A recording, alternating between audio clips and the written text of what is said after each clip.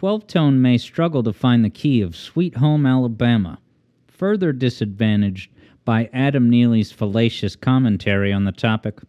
So in this video, we'll begin by visiting the situation regarding the key of Sweet Home Alabama, because as it stands, a lot of people strongly disagree about what the key even is. In part 2, we will debunk Adam Neely's fallacy regarding Sweet Home Alabama, an oversight that's inexcusable given his music degree. And since I don't even have a music degree, I will be rubbing Adam's nose in it.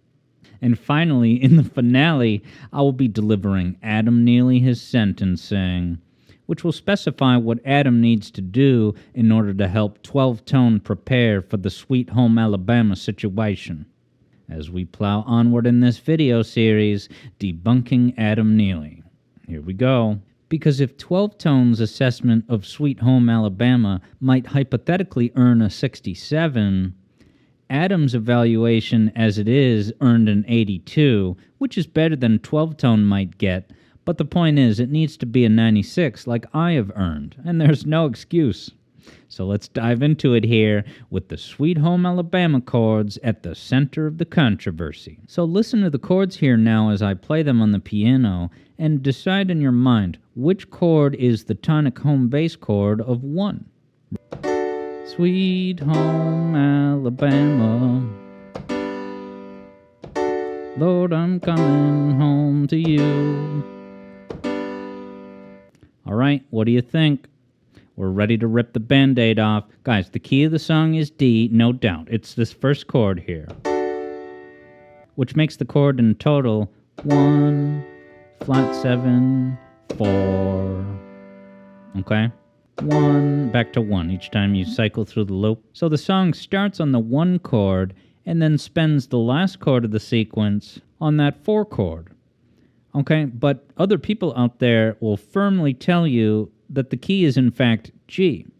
This would mean that you're starting on the 5 chord and then moving down the typical 5-4-1 progression to end on that tonic chord on G in that interpretation. All right, but here's the giveaway to remove a lot of the ambiguity and conflict in the community. Kind of like the time people were arguing about the dress is blue. Remember that litmus test? Okay. Those people who say that the key is in fact G, the ending chord, if you ask them their reasoning, they're just going to say, oh, when I play the song, I just feel the resolution on this chord. It's so strong and obvious. By contrast, those who determine that the key of the song is D, including Adam Neely to his credit, will cite the evidence of actual harmonic analysis. For example, the clear-cut scale degrees of the hook's main melody. Sweet Home Alabama.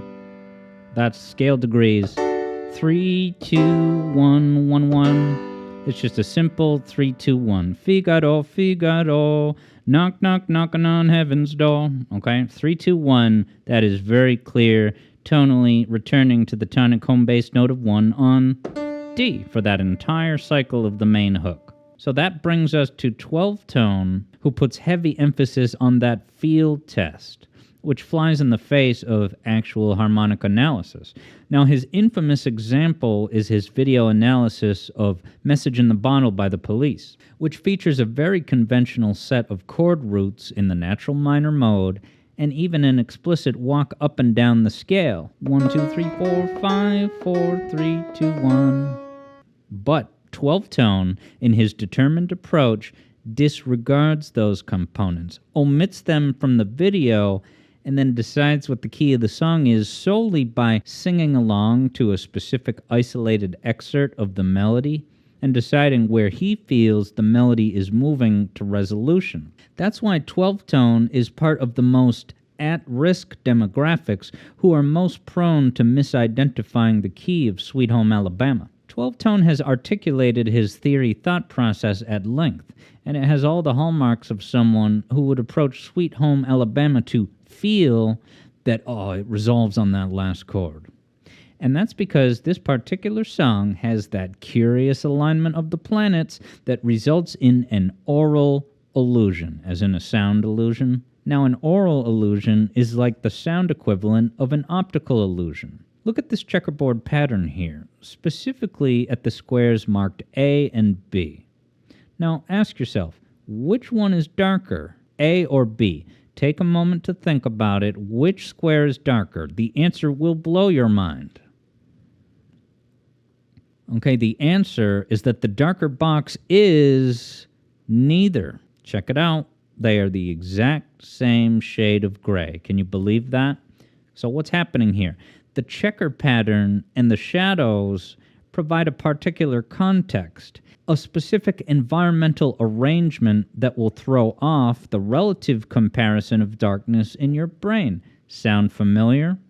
So you get a false illusory perception, but once you verify it with the actual data, it's debunked as a visual trick illusion. In music and audio, it works in a very similar way. Certain songs, perhaps unintentionally, result in this androgynous duality of perception. But when you actually stop and review the data, which 12-tone doesn't like to do, you arrive at one objective verdict. I assert that the sonic CD music for Tidal Tempest contains an aural illusion like this, where you hear a note that sounds unresolved, but when you actually check it on the piano, you find, oh, it's actually just the tonic home bass note of 1. And while we can't go into the why of that right now, just as an FYI mention, people have discussed the possibility of an aural illusion in the Bjork song called Army of Me. So with the illusory nature of Sweet Home Alabama established, I will now present you with an important component that will help you more clearly see through illusions of this kind. So with the key of the song established as D major, we can identify chord functions to each of these. Tonic function, in this case the 1 chord. Dominant function, which we're going to use the flat 7 Mixolydian chord. And finally, the predominant function gets us the conventional 4 chord. Alright? But what if we take the dominant function chord in the middle here and substitute a different chord within the same function category? Well, the go-to staple choice is so obvious, it's even in the name itself, dominant function. It is, of course, the 5 chord. The 5 chord is, of course, the main character of the dominant function chord category. So I'm now going to play Sweet Home Alabama now, but I'm instead going to swap out that Mixolydian 7 chord in the middle that's actually in the song to instead give it a more conventional 5 chord outright. So this way, you're going to hear me play it in a way that the first chord is now going to feel a lot more like a clear-cut 1 chord. You ready? Sweet Home Alabama, Lord, I'm coming home to you. Return to the 1. See that, right? So when you give it a conventional 5 chord, the tonal center that was there all along reveals itself a lot more intuitively. Now, consider this. You ready? The song Knock Knock Knockin' on Heaven's Door by Bob Dylan is basically that, what I just played. This reharmonized version of Sweet Home Alabama. Not only is it the same chords, 1, 5, 4, but also the lead melody hook is shockingly the same 3, 2, 1 walk down. And it's on like the same timing of beats. You ready? 2, 3, 4. Knock Knock Knockin' on Heaven's Door. 2, 3, 4. Rest. 3, 3, 2, 1 to 1. So with that context established, we are now ready to dive right into part 2 of this video, where we will debunk the fallacy that Adam Neely brought to this Alabama discussion in an otherwise solid set of observations and conclusions that Mr. Neely provided. So Adam bluntly does say that the key of the song is D outright. He does responsibly review many facets of evidence, but gets tripped up when he considers what chord the song ends on. Like typically when you end a song in general, you're often going to end it on the 1 chord, back on home base, to provide a finale, concluding resolution. So what does Sweet Home Alabama end on? Well, the studio recording on the album is just a fade-out as it continues cycling through the chords. But Adam points out that when Lynyrd Skynyrd plays the song live, they actually do end on that last chord G, and it would sound something like this. Lord, I'm coming home to you. And then and start hitting the cymbals, and finish. That's how they finish the song when they play it live. That is technically true. The problem is that Adam goes to conclude that, oh, that's the band telling us they think the song is in G. Adam says, I mean, it is their song, and they chose G. It's in the dual keys of both G Ionian and D Mixolydian. They have the same notes, but we're oscillating between two different key centers. It's not the most satisfying conclusion to this video, but sorry. Well, Adam, the fact that you're saying sorry should clue you into the fact that there's something not quite right with this. Adam's fallacy here is that he thinks the last chord that they end on and emphasize is the key of the song, or at least one of the keys. So here comes the big Adam Neely debunk for this video today. Ready? Lots of songs end on a chord that is not the one chord. That's a thing, brah. Even Lynyrd Skynyrd does this in other songs of theirs. You think about their song that's called All I Can Do Is Write About It. Okay, the whole song is centered around the chords 1, 5, 4, which is pretty straightforward, just like knocking on heaven's door.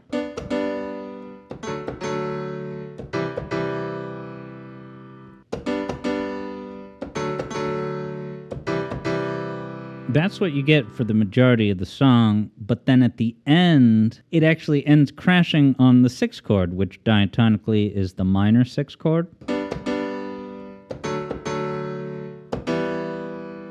And then they let that 6th chord just ring out, and that's the end of the song. Now, would Adam say the song was actually the whole time in the key of E minor, solely tunnel visioning on that final 6th chord ending? Adam might say that, at least based on his Alabama comments, but that mistake would be letting that last chord override everything else that came before it. The whole song leading up to that does occasionally use E minor, but it's only in passing from one chord to another. It's never as a resolution to arrive on. So the fact that Adam Neely has a master's degree, but I don't, why can't he keep up with me? He is not a poster child for the value of a master's degree.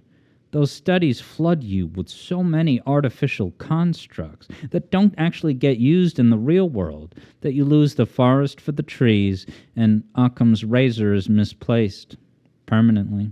Has he never heard Green Day's song? When I come around,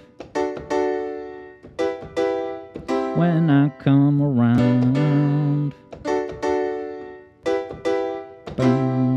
If we end on that 4 chord like they do when they play the song live, and then so they end on the 4 chord when they perform the song live. But you look at the entire song, and the harmonic analysis provides a very clear-cut 1 chord here on G, which probably even 12-tone could identify that accurately in the Green Day song. So all that's happening in the Green Day song is stylistically ending on a chord that isn't the 1 chord.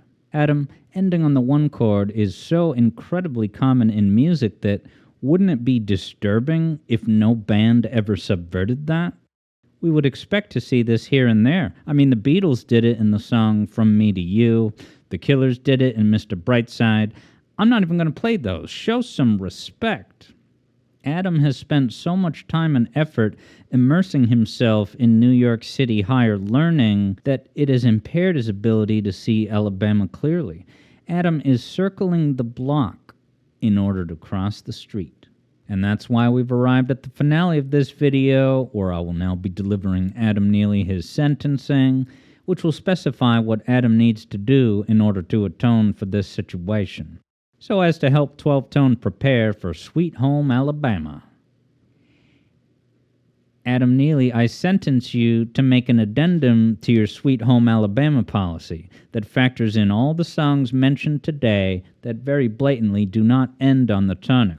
Undo your fallacy that the ending chord is the band telling you this is the key, because someone who paid for a master's degree is the last person that should have a blind spot of this severity. If Adam Neely does not atone, 12-tone may be left helpless if he makes a video about harmonic analysis of Sweet Home Alabama. 12-tone relies on qualia exclusives and is particularly at risk of getting tripped up by aural illusions in songs like these. So with this bogus snake oil music theory of closed-circuit narcissism, stay vigilant, everyone. Your critical thinking cap should be a 24-hour accessory. So just come back here to calibrate your findings with me, Alex Yard, here at 91.6 WAYZ, the Alex Yard Zone, terrestrial internet radio.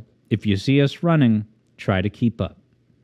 Anyway, this is a pretty good preamble to the eventually promised video titled, Adam Neely is Not a Musician. That future treatise will explain why Adam Neely is in fact not a musician, but actually a mixed media Sudoku specialist, which has numerous overlaps with music in important ways, but it also includes this extra societal cultural baggage that dramatically clouds the algebraic harmonic contents of a composition. So anyone looking to get a head start on that, check out my video, Perfect Pitch Can Damage Your Music If You Let It. That video will intuitively explain to you how misguided myths about synesthesia are occurring in the same manner as pervasive myths about perfect pitch. So have at it, people. Class is dismissed. Have a great afternoon. 1 donut per person.